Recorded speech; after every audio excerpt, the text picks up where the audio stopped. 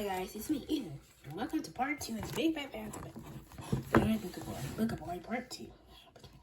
Part 2, and part 2 of the Big Fat Band Booger Boy part 2, part 2. I said I was going to make it tomorrow, but I made a few changes. Plans to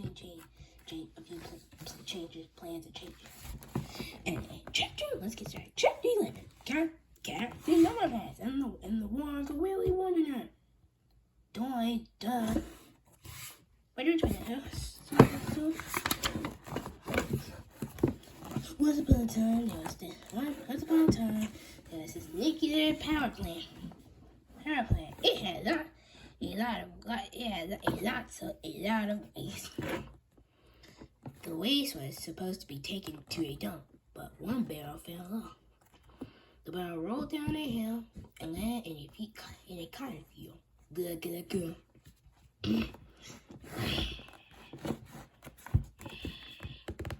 Soon the cotton soaked up the nuclear waste and began to grow. Then one time the cotton got harvested. This cotton ball sure is heavy. Yeah, it's big too. And they took it to the underwear factory.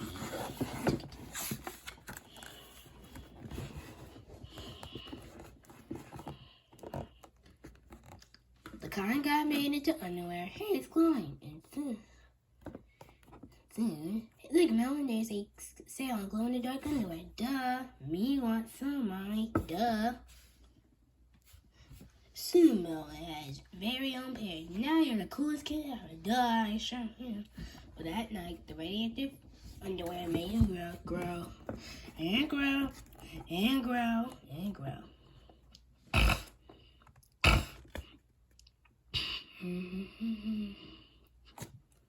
Crash. The next morning, Melvin woke up and crash. Yawn.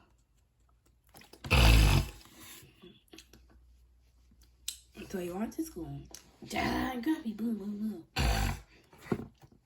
Sir, a giant nerd is attacking the city. Call the army and stuff. Soon the army and stuff arrived. Then there was a big war. I'm telling.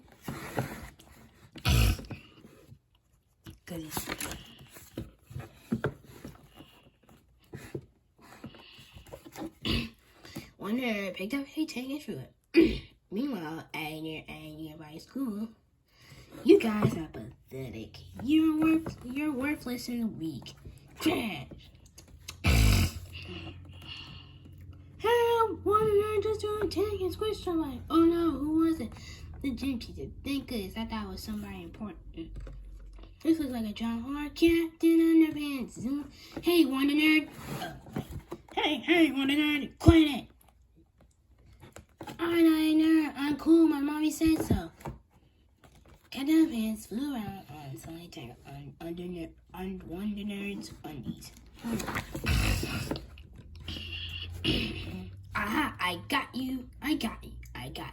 Okay, do whatever you want, but please don't dunk me in the leg, huh? You can kill me, but please don't dunk me in the leg. I pray it.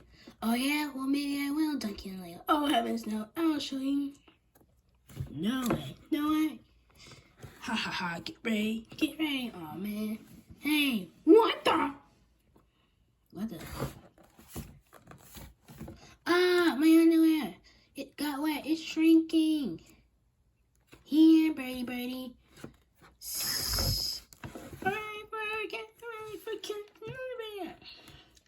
It's off to jail for you. It's off to nerd jail. It's off to nerd jail for you. The end. Always buy free shark underwears. Chapter 12. Mr. Melvin. Mr. Melvin was furious. He marched into the office and turned on the school intercom. George Hutchins, she said, "What was last week? Meet me, Mr. Melvin. Meet Mr. Crook in the school library now." "We have a library?" said George.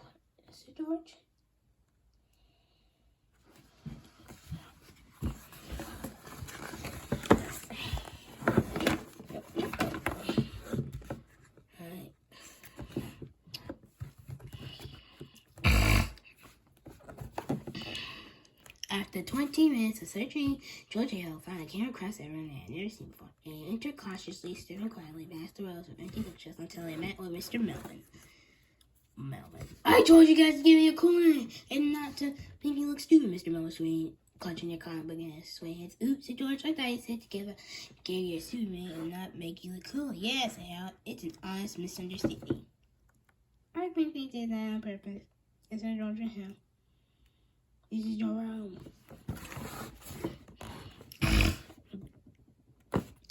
Mr. Miller threw the comic book to the ground, then led Georgia Hill over to the purple pie.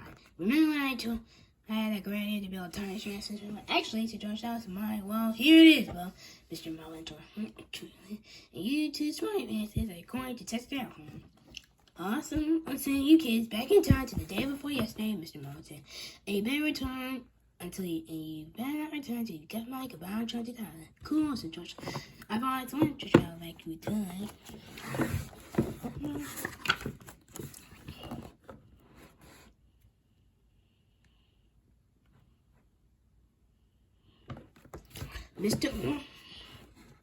Mr. Melvin had a great deal of instructions from Georgia Hill before they left on their journey, and through the instructions were crap on it. It would have benefited the boys if they had paid attention instead of switching. That's right. On the nearby bulletin board, Mr. Melvin spoke at length about the workings of the time machine and the proper etiquette of time travel. You must be very careful that nobody sees you on your journey, Mr. Melvin said. If they do, zap them with my new invention, the Forget Your Macaulay 2000. This will erase everything in their short-term memory, and they won't remember ever seeing you. Mr. Melvin had also built a fake cabal on 20,000 and switch with the wheel. Finally, Mr. Melvin gave Georgia a very important warning. Whatever you do, it is very important that you don't use this time machine two days in a row. It needs to cool off every other day, or else it might open up a positive dimensional reality rip that can destroy the entire planet.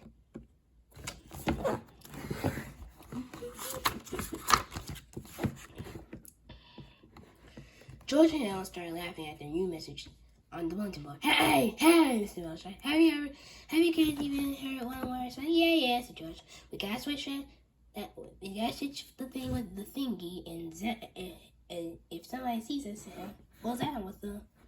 What drama, Jiggy? Don't worry, we got it, said George. George and Al stepped into the purple party as Mr. Melvin closed the door behind them. Harold set the control for the day before yesterday, then George pulled the chain. Suddenly, there was a brilliant flash of green light, and the purple party disappeared. Chapter 13, the day before yesterday. After a few moments of flashing lights, everything became quiet. Carol opened the bar door and peeked out onto the darkened library cautiously. The two time travelers stepped to the library window and looked out. There they saw Melvin's father spin Mr. Sneeze after the bionic boy with a blaster. The bionic trusted that had been there, said George. Done that, said Hal. Hey.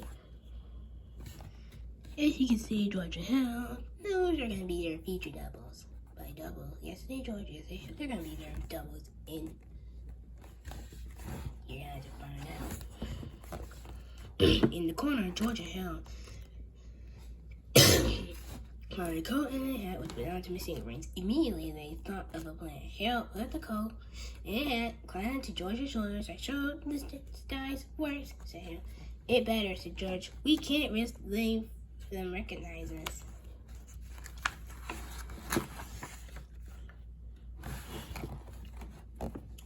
Soon, Georgia Hill had to see the action. Mr. Snealy had just fired the garage at the dance on the second time, and now the boys were ready to make their move. Excuse me, Mr. Snealy, said Harold, trying to make out you sound like a robot. I'd like to present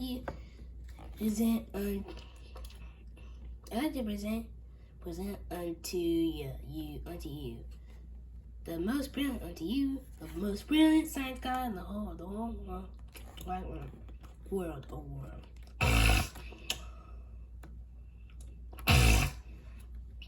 Really, Christmas Sneely? It's always been my dream to win that award. But first, I'd like to have a look at the cabana thingy. Okay, so yeah, here the cabana 20,000.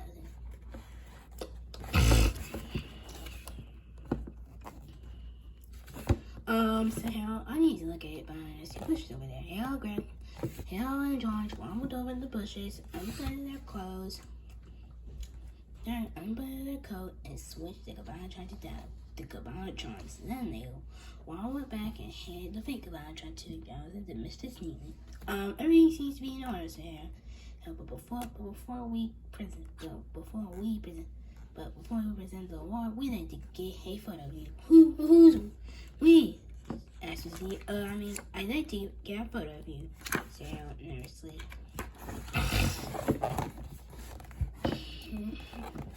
George stuck his hand out the coat and held up the forgetchamacallit 2000. Say cheese, Harold. Mrs. Sneely lit down and showed her George's hand. Then George pressed the button. Flash!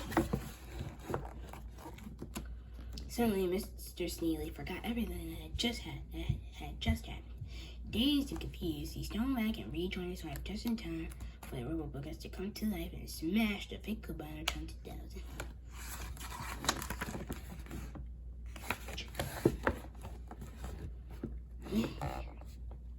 Meanwhile, George and Elle were running with all their might back to the library carrying a real cabana 20,000.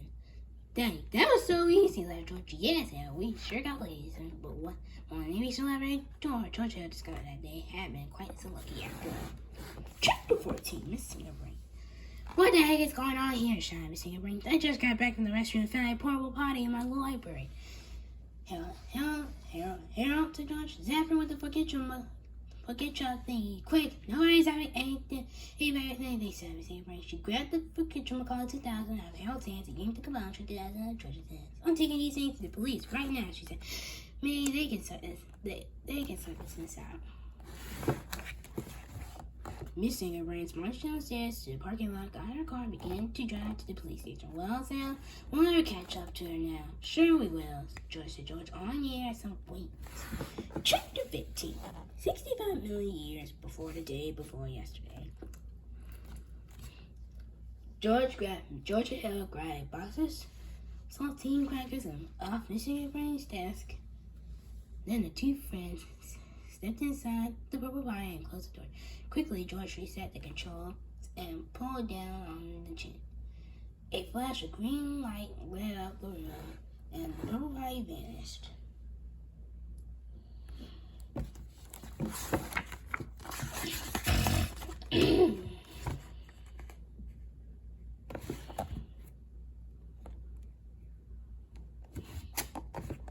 Suddenly, George and Hale were transported back in time to the late Cretaceous period of the Mesozoic era, a time when dinosaurs ruled Earth. Cautiously, George and Hale peeked out of the rubber pond, which was now nestled precariously in the branches of a tall tree. Here, chickie, called George. Polly cracker, come here. Call him out. He tossed a handful of saltine crackers in the air. Sounded the two boys were torn by huge pterodactyls. Before long, a friendly-looking pterodactyl,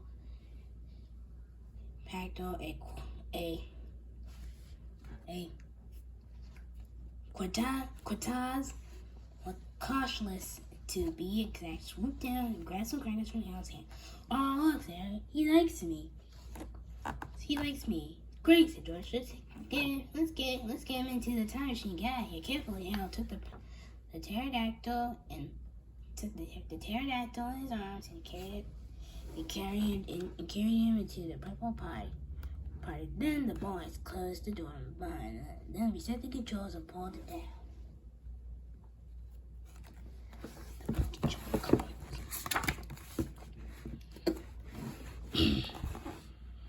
Suddenly, George and Hal and the renewed reptilian pal were transported forward in time. The day before yesterday, the door of the time machine swung open and the three friends sailed out of the door of the purple pie through the library window and up over the town.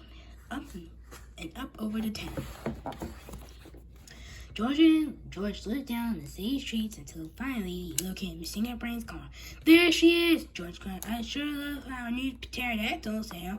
I'm gonna name him Crackers. Don't give him a name, said George. We're not keeping him, we're just borrowing him.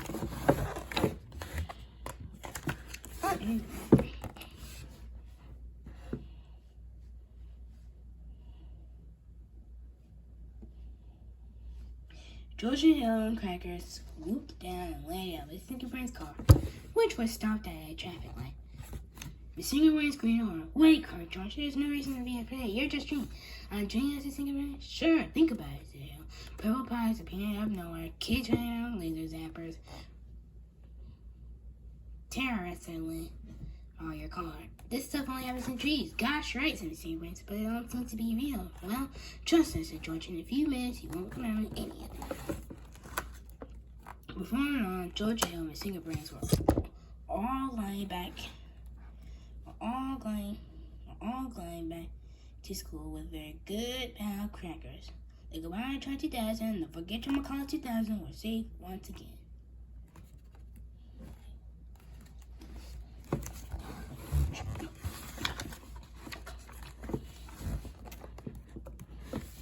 Soon they arrived back at the library. I'll keep an eye on Miss Fingerbrains, said George. Why don't you take the pterodactyl back where we found him? Oh, can't we keep him? Says Hal. No, said George John. He belongs in his own time. Now take him back. Oh man, sadly Hal carried Crackers into the purple pie and closed the door. After a few seconds, the time machine disappeared and a flash of green It happened an hour later, another flash of green light filled the room, and the purple pie was back. What took you so long? Asked George. Nothing, said Hal. Did you have any trouble taking Crackers back to his home? Asked George. Not really, said Hal. Did you take him back to his home? You did take him back to his home, didn't you? Said George. Sure, said Hal. He didn't sound bad. He didn't sound very sure. Quickly, George asked the Fingerbrains with the forget your McCall 2000 and jumped into the purple pie. Then, with a quick flash of green light, they were gone. Chapter 60. Back to the present. Mr. Mellon was very happy to see his purple pie return, and even happier to see his beloved Cabana 20,000. Now all he is, he said, when seen her, is to find Captain Underpants. Fortunately, Captain Underpants, who you'll probably remember with just like Mellon's CP, wasn't too far away. Unfortunately, he had spent the last 2 days getting himself into trouble. First, he started off by annoying some old ladies. Captain Underpants had been helping them across the street when he heard a little girl crying for a kitten, which was stuck in a tree. Captain Underpants rescued the two, but forgot about the two old ladies. Hey, shouted one of the old ladies. That flying kid just left us up in this tree. I'm gonna get that kid if it's the last thing I do, said the other old lady. Next, Captain Underpants was sorry about the football field when he encountered an identified flying object. It was made of brown leather and had white stitching on the side. This could be dangerous. This could be a dangerous UFO. He grabbed it and flew down to the football field where oddly the school's football team was having a big game. I don't want anybody to panic, Captain Underpants said. But I just captured this UFO. I'm going to take it to the moon where it can safely be destroyed. Suddenly, the players from the visiting team tackled Captain Underpants, which cost the home team 50 yards and the game. Hey, that kid just made us lose our biggest game of the year, shouted Mr. Mia. I'm gonna get that kid if it's the last thing I do, snorted the quarterback.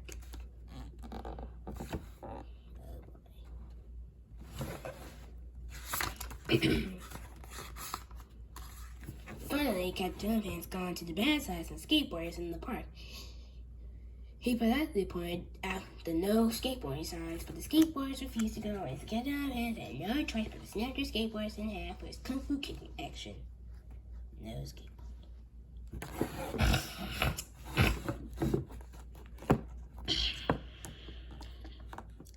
Then it was spankings for everyone. Dude, cried one of the skateboarders. That little dude just did it our dude boys. Dude, said another skateboarder. I'm gonna get that dude if it's the last dude I do. Chapter 17. Big switcheroo. Mr. Moon ordered George and Alex to stick their heads out the window and called for Captain Underpants. Soon the wasteman warrior appeared. Mr. Melvin welcomed the Kate hero inside and asked him to pose. Well, I be delighted to Captain Underpants. Great, so Melvin put these clothes on and stand over there. At first, Captain Underpants was resolute to put on clothes, but he finally agreed. Mr. Melvin, who had worked all afternoon reconfiguring the Cabana 20,000, pressed the start button and then ran and stood beside Captain Underpants. Suddenly, two glowing lasers began encoding the DNA of the two subjects. He was about to combine.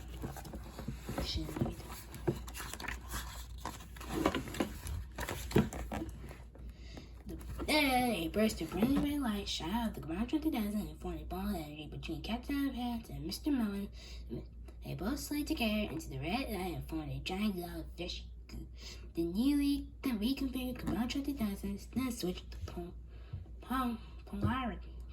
polarities and began the process of separating the two human elements. The red ball of light slowly changed to a lovely shade of green.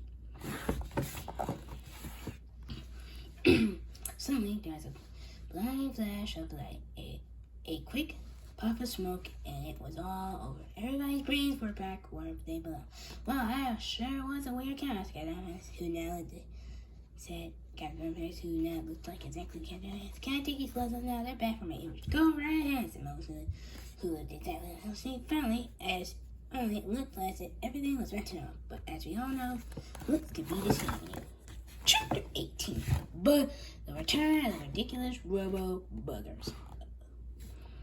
Just then, the Pootsie spaceship landed at Piquet International Airport. It wasn't the smoothest of landings due to the fact that the three robot buggers had just eaten most of the shuttle's tail fin and nearly all of its rocket thrusters. Major Tomsky and his crew had barely escaped with their lives. Inside the school library, Captain Underpants heard the astronauts panicked across the cries and across from the airport. It's like a job for me, shot with a mighty channel. He leaped out the window and fell 3 stories to the ground. If you guys don't remember, I can tell what the 3 stories were. Part 1, Bionic Booger Boy, Wrath of the Wicked Witch One, and Paris by Press. Check all those videos out. Crash! Georgia Hill screamed and ran downstairs. Captain Underpants, cried George, are you okay? Speak, just cried out. Captain Underpants slowly lifted his head in confusion. Mommy, he said weakly, my train went slang in the piano.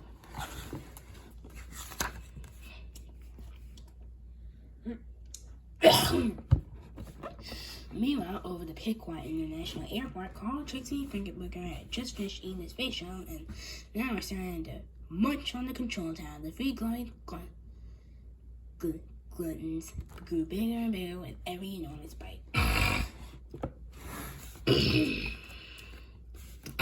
Come on, Captain Underpants, cried George. You can see this view, but how? But I forgot how to fly, Captain Underpants said secretly. You didn't forget, laughed Melvin, who was now flying above their heads. You just lost all your superpowers, but don't worry, they were safely transferred to my body. Now I'm the world's greatest being. Melvin, cried George. Those robot boogers came back to Earth. They were attacking people at the airport. You gotta help us, Eel. I'm not doing a thing until you guys change that comic book sentence. And you better not make me look cool. And you better make me look cool this time. But there's no time, cried Hal. Those people need your help now. Well, you better start trying then, Art Boy, said Melvin. Chapter 19. Never underestimate the power of underwear. Georgia Hill begged Melvin to use his superpowers to save the day, but Melvin continued to refuse. Finally, Captain Underpants stepped in. You may have taken away my superpowers, the Wasteman Warrior said, but I still have the power of underwear on my side, and nobody can take that away from me. Captain Underpants turned and ran toward the airport. Melvin, cried George frantically, if you don't do something, those boogers are gonna kill Mr. Crow. It's not my fault, said Melvin. You're the one who wrote that stupid comic book about me. No change or else. George and looked at each other. Their choice was simple. Either fight with Captain Underpants, or you probably die, or give in to the dark side and live. The two boys turned and ran to the airport. Chapter 20, Booger Brunch. Georgia Hill quickly caught up with Captain Underpants. Soon they were all at the airport, witnessing the carnage of the ridiculous river of boogers. Captain Underpants shot a trumpet trial. A trumpet trial. From the cylinder, three rubber boogers turned toward the familiar sounding voice. Quickly, their laser guy eyeballs zoomed in on the three of our heroes who had made their lives so miserable back in Chapter 1. Immediately, the rubber boogers leaped at Georgia Hill and Captain Underpants, and the chase was on again. Alright, guys, we're gonna come to part 3. See you tomorrow for part 3. Bye.